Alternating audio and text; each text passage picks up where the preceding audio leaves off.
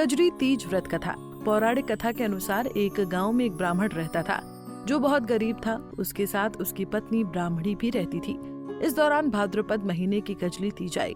ब्राह्मण की पत्नी ने तीज माता का व्रत किया। उसने अपने पति यानी ब्राह्मण से कहा कि उसने तीज माता का व्रत रखा है, उसे चने का सत्तू चाहिए, कहीं से ले आओ।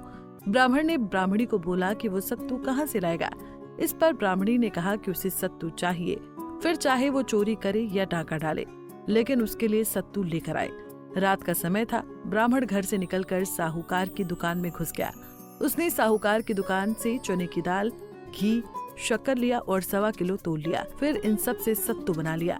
जैसे ही वो जाने लगा, वैसे ही आवाज सुनकर दुकान के सभी नौकर जाग गए। सभी जोर जोर से चोर चोर चिल्लाने लगे। इतने में ही साहूकार आया और ब्राह्मण को पकड़ लिया। ब्राह्मण ने कहा कि वो चोर नहीं है, वो एक गरीब ब्राह्मण है।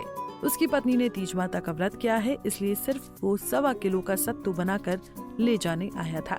जब साहूकार ने ब्राह्मण की तलाश ली तो उसके पास से सत्तू के अलावा और कुछ नहीं मिला। उधर चांद निकल गया था और ब्राह्मणी सत्तू का इंतजार कर रही थी। साहूकार ने ब्राह्मण से कहा कि आज से वो उसकी पत्नी को अपनी धर्म बहन मानेगा। उसने ब्राह्मण को सत्तू, गहने, रुपए, मेहंदी, लच्छा और बहुत सारा धन देकर दुकान से विदा कर दिया। फिर सबने मिलकर कजली माता की पूजा की। जिस तरह से ब्राह्मण के दिन सुखमय हो गए, ठीक वैसे ही कजली माता की कृपा सब पर बनी रहे। कजरी तीज व्रत कथा। पौराणिक कथा के अनुसार एक गांव में एक ब्राह्मण रहता था जो बहुत गरीब था। उसके साथ उसकी पत्नी ब्राह्मणी भी रहती थी।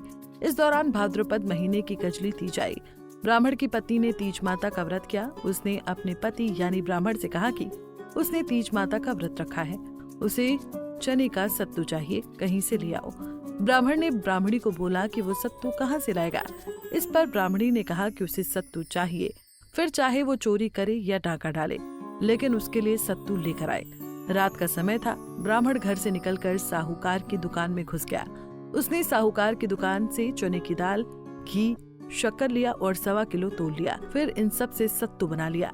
जैसे ही वो जाने लगा, वैसे ही आवाज सुनकर दुकान के सभी नौकर जाग गए। सभी जोर जोर से चोर चोर चिल्लाने लगे। इतने में ही साहूकार आया और ब्राह्मण को पकड़ लिया। ब्राह्मण ने कहा कि वो चोर नहीं है, वो एक गरीब ब्राह्मण है। उसकी पत्नी ने तीज माता का व्रत किया है, इसलिए सिर्फ वो 1.25 किलो का सत्तू बनाकर ले जाने आया था। जब साहूकार ने ब्राह्मण की तलाश ली तो उसके पास से सत्तू के अलावा और कुछ नहीं मिला।